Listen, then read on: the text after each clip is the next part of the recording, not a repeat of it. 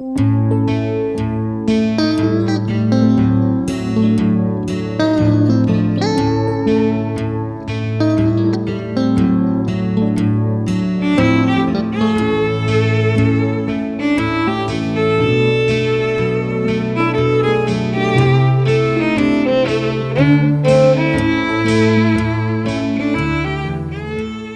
my name is Fawn and I'm an addict. Jimmy Kay was a friend of mine. I was blessed to know him personally. I put these interviews together in the hopes that you could get a glimpse of the man who told me that if I gave Narcotics Anonymous a chance, I would never have to be alone again, I would never have to run again, and I would learn how to stand on my own 2 feet and think for myself. He was a man of great wisdom, and he had been through so many ups and downs, and I knew that he was blessed with the gift of fortitude. Jimmy became like a relative of mine. And I told him what a blessing that he had become in my life. You know, he was just a remarkable man. I think the big thing that he wanted was for NA to grow and to stand on its own 2 feet. That was the big thing that he always, you know, he didn't want us to be second fiddle to anybody. He wanted us to be on our own, and that was his goal, and to make this thing grow. He had stuff all over the place. In fact, that was before the start, I was making a little joke that I had made some notes on some of the things that I wanted to remind myself of, and then I thought that I'd lost the notes, and that was what Jimmy always did. He'd make notes, so okay, yeah, I got to write all this down, and he'd write all this different stuff down, and then he'd say, where did I leave those notes? When he talked about the newcomer, he talked about it with a passion. It was almost a reverence, you know, that he had for the newcomer.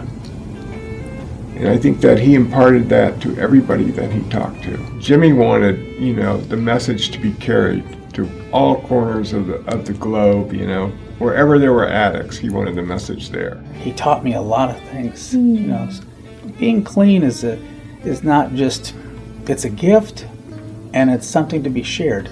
Once he got you in his office, he'd take you to all the letters that were coming in from all over the world, inquiries about Narcotics Anonymous, and he would get just excited. He was like a little kid in a candy store getting his first piece of chocolate. He would open up these letters. He'd say, read this, Mel. Look, this guy's from Australia, or this one's from you know, just England, or this one's from Switzerland, or just all over the world. He'd be getting inquiries about, and he says, this is going to grow. Jimmy's really not gone.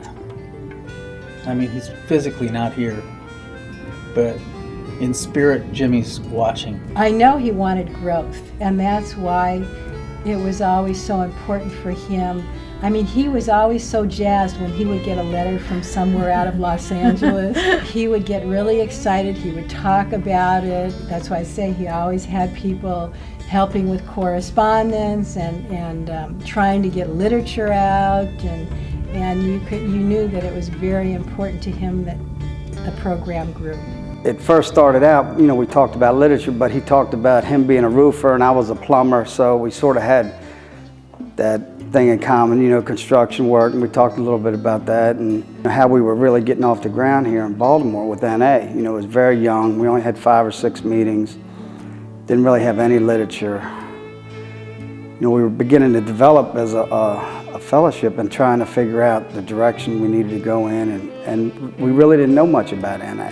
At the time, most of us went to meetings around Baltimore. We went to DC, Virginia, because there wasn't enough meetings around our area to go to. So, you know, when I would talk to him, he would tell me about how basically what we were going through here is what he had gone through many, many years earlier in California with the NA growing. I always felt like I could do it here, and he really emphasized to me that I could stay clean in Narcotics Anonymous. My belief is Jimmy was the glue.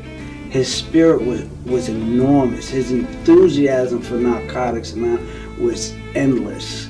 It was just endless. It's like here I am, New York, and I'm talking to this guy over the phone, and I'm envisioning a man like John Wayne, like 6'6", and like he's my hero, and like I finally get out to California and meet him, and he wasn't 6'6", he was this little man. He was little in body, but his spirit was bigger than John Wayne. I loved the man, and he changed my life and opened my eyes to a lot of things that I would have never seen if it wasn't for Jimmy.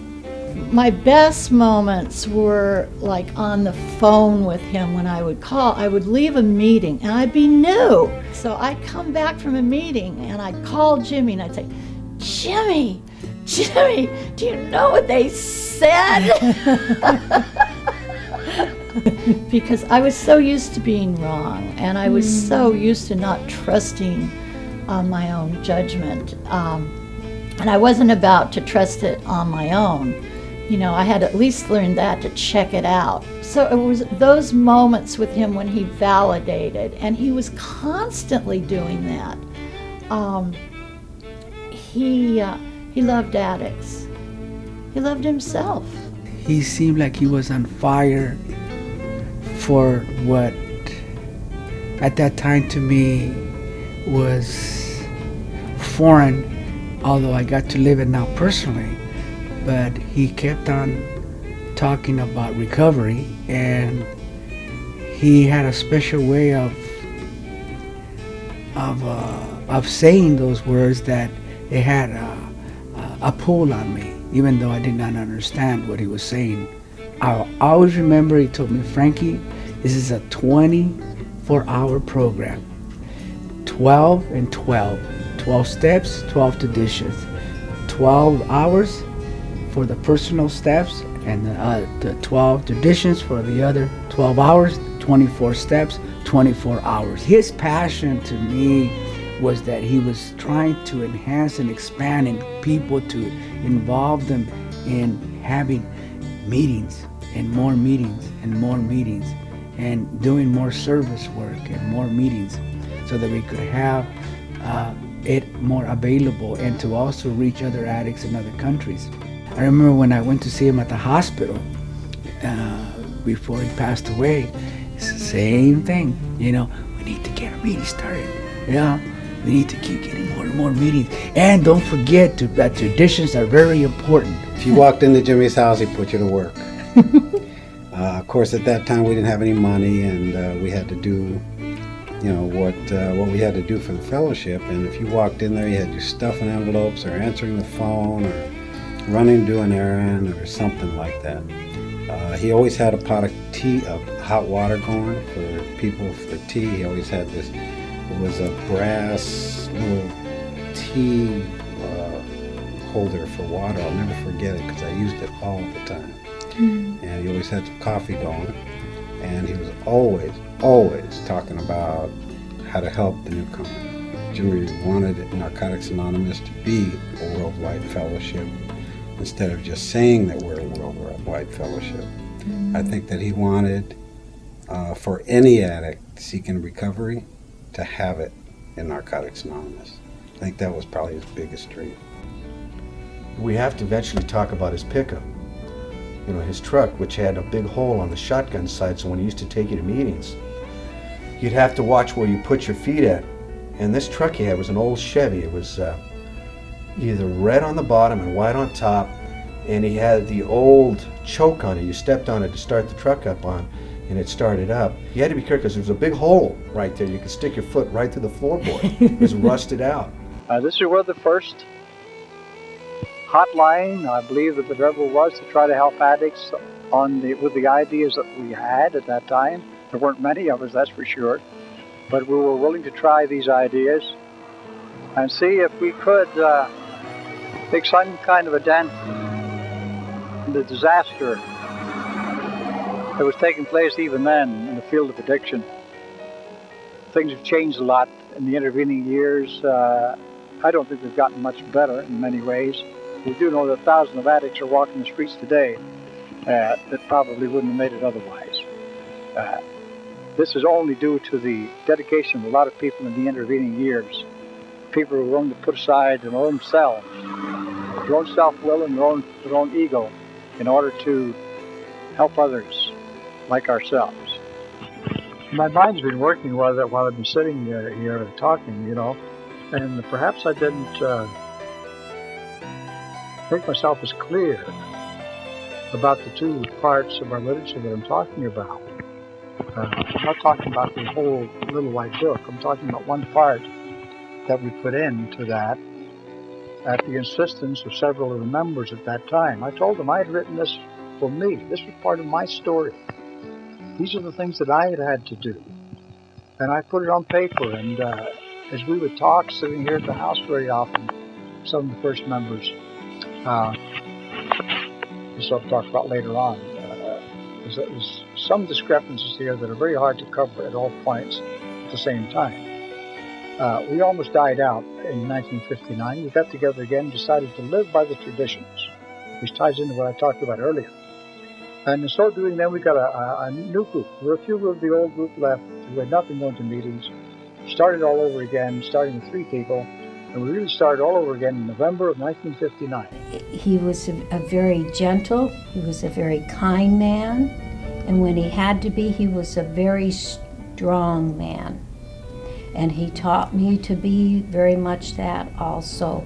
Plus, I had a lot of strong things in me that he helped me bring out in myself. If I was hurting, I went to that little side door, knocked on the door, and here he was in his pajamas and his little robe.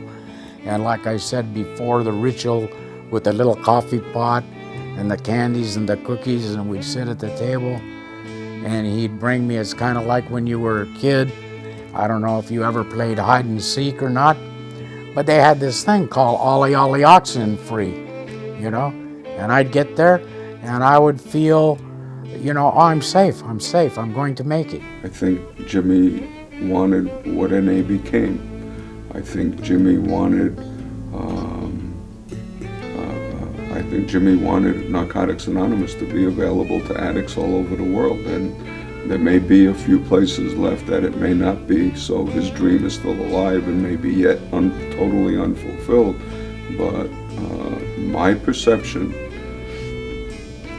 of what I thought Jimmy's dream was, I believe, is a reality today.